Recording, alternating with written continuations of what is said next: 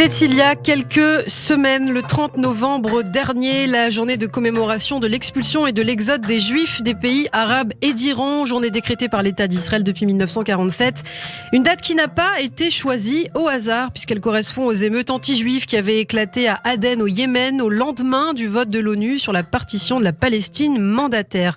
Car effectivement, depuis cette date, au total, plus de 850 000 Juifs ont été contraints de quitter leur terre islamique, dont ils étaient pourtant originaires depuis des millénaires et dont l'entrée avait même précédé souvent la naissance de l'islam. Pour rappel, le plan de partition de l'ONU avait été immédiatement et unanimement rejeté en 1947 par les nations arabes. C'est d'ailleurs dans ce contexte que l'expulsion des Juifs des pays arabes est d'abord présentée comme une sorte de revanche, on l'aura compris, une justification des sévices moraux et parfois physiques infligés aux Juifs. C'est ainsi, suivant l'ordre donné par la Ligue arabe, que les Juifs sont immédiatement victimes de nombreux pogroms au Yémen, en Syrie et dans de nombreux pays du Moyen-Orient et d'Afrique du Nord. On en parle ce matin et on en parle justement d'autant plus qu'une exposition, je vous l'annonçais il y a déjà quelques semaines, a lieu en ce moment à ce sujet à l'Institut du monde arabe, Christophe. Absolument, dans le prolongement de l'exposition Hajj, le pèlerinage à la Mecque en 2014 et Chrétiens d'Orient, 2000 ans d'histoire en 2017, l'Institut du monde arabe poursuit sa trilogie donc consacrée aux religions monothéistes dans le monde arabe avec une exposition exceptionnelle dédiée à l'histoire des communautés juives d'Orient. Elle s'est ouverte le 24 novembre et se tient jusqu'au 13 mars 2022. Elle s'appelle Juifs d'Orient tout simplement et porte donc un regard inédit sur l'histoire plurimillénaire des communautés juives dans le monde arabe. Alors c'est l'occasion ce matin de parler de cette présence des Juifs en Orient au XXe siècle qui commence à déplaire avec la montée du nationalisme arabe et aussi en raison du conflit israélo-arabe. Les Juifs des pays arabes sont victimes de violations massives de leurs droits, que ce soit au Yémen, on l'a dit, en Syrie, dans l'est du Moyen-Orient et en Afrique du Nord. Ce sont des exodes, Christophe, des exodes massifs de Juifs qui vont se produire. Oui, au Maroc, par exemple, le nombre de Juifs passe en 1948 de 286 000 à seulement 50 000 en 1968. Idem en Algérie, en 1948, on dénombrait 130 000 Juifs contre 1500 en 1968. Et enfin, évoquons aussi le cas de l'Égypte, où la communauté juive s'est réduite de 70 000 personnes en seulement 20 années.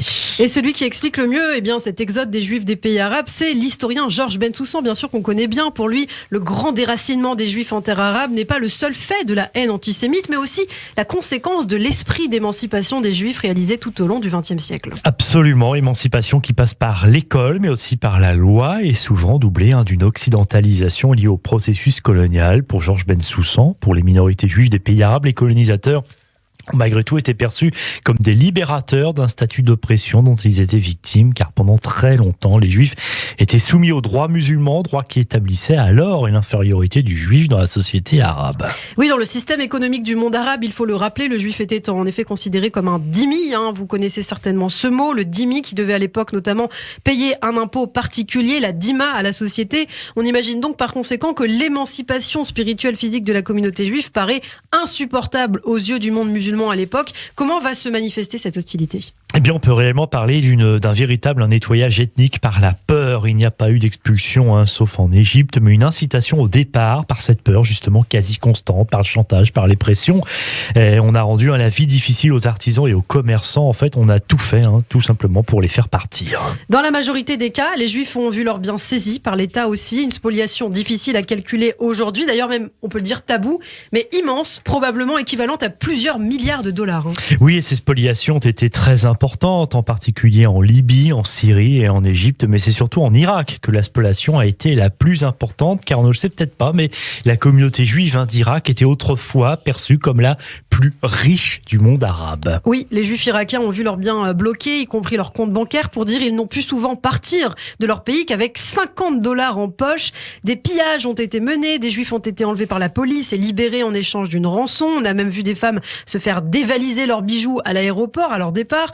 D'ailleurs, même si vous parveniez à liquider votre usine ou votre logement, vous le faisiez à perte. Ça, c'est totalement dingue et c'est quelque chose qu'on ne connaît pas, je disais, qui est quand même tabou. Comment ça se manifestait ? Eh bien, en fait, tout simplement, il suffisait suffisait pour les Arabes d'attendre que les prix chutent et c'est ce temps-là, évidemment, qui jouait toujours contre les Juifs. Aujourd'hui, beaucoup de gens imaginent que le facteur numéro 1 du divorce entre les Juifs et les pays arabes est la fondation de l'État d'Israël. On se rend bien compte que les problèmes avaient débuté bien avant. Oui, quasiment partout, les sociétés arabes avaient bien avant 1947 créé un climat de peur. Vous l'avez expliqué tout à l'heure, Christophe, autour des communautés juives. D'ailleurs, pour Georges Bensoussan, toujours la lune de miel entre juifs et musulmans, je cite, en pays arabe, est un mythe inventé au 19e siècle. Lui parle carrément de mythe. Alors, on le sait, dans cet exode massif, les 3/4 des juifs vont s'installer en Israël avec des diversités en fonction des pays. Oui, les juifs de Tunisie qui se répartissent de manière égale entre Israël et la France. En Algérie, 90% choisissent la France, 10% Israël. Au Maroc, le rapport est de 75% pour Israël, 25% pour la France et le Canada.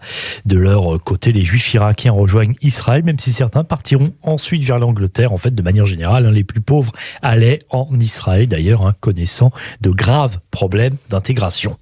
Et en tout cas, de cette question, le monde ne s'en est que peu ému. Pour preuve, à 197 reprises entre 1946 et 2014, l'Assemblée générale des Nations Unies a statué sur le statut seulement des réfugiés palestiniens et de la fameuse Nakba, en réalité la fuite des Arabes de l'État d'Israël, alors que l'ONU ne mentionne pas une seule fois le sort des réfugiés juifs. C'est quand même incroyable, véritables réfugiés pour leur part des pays arabes.